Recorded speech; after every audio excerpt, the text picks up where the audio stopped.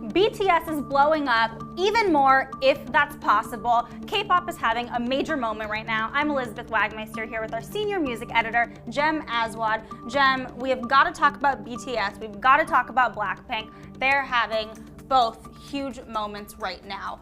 What's been going on? Well, they couldn't have timed it a whole lot better. BLACKPINK had their first public US concert or something like that, because I've actually seen them in a showcase before, at Coachella. Yeah. Came away with rave reviews.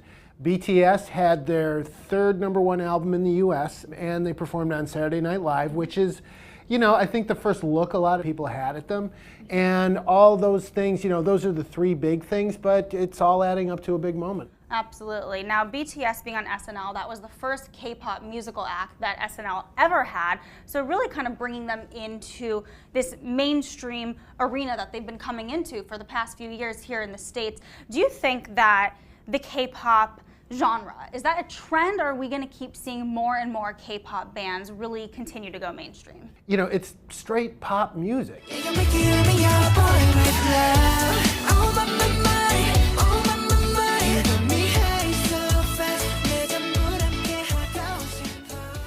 It really, to me, sounds an awful lot like the boy bands 20 years ago. And everybody knows nostalgia moves in 20-year cycles. So, you know, not only do you have BLACKPINK at Coachella and you've got BTS on SNL, you've got NSYNC, 4/5 of them, yes, joining Ariana on stage. It's all, you know, it's all sort of rolling together.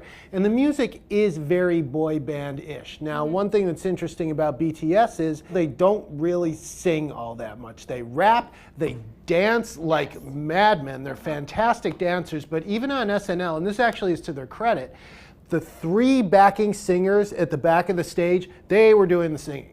You know, and it's good that, like, that's, you know, obvious if not exactly highlighted, not that there'd be room for them with like 7 dudes up front dancing. Right, so BTS, they broke YouTube's record for the most viewed video in 24 hours, 78 million views with their new music video, Boy With Love, which features Halsey. How big is that number, and what does that really mean for BTS's place in the music industry right now? I mean, that number is monumental, and what it means is they have done an incredible job of mobilizing their fan base. You know, social media has enabled artists to reach out directly to their fans, and they're masters at it, or their management team is anyway. They know exactly what to do, and on top of that, South Korean pop groups are, if nothing else, disciplined. You know, the training they go through, years of training, this is all they do. So they are focused on what they're doing 24/7, and not everybody does that. Do you anticipate a lot more major stars that are going to want to be collaborating with these K-pop groups? Oh yeah, unquestionably.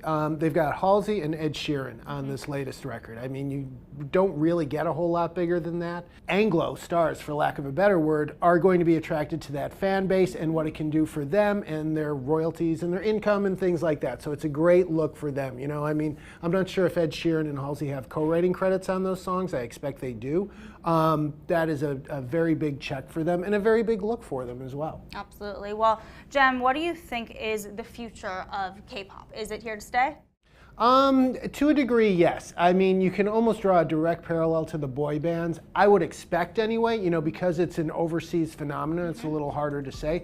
But people's attention spans wear out, the trend will wear out, it'll go on for another couple of years. And then in 20 years, Elizabeth and I may be sitting here and saying, gosh, isn't it about time for K-pop nostalgia? So we're just gonna sit here and wait.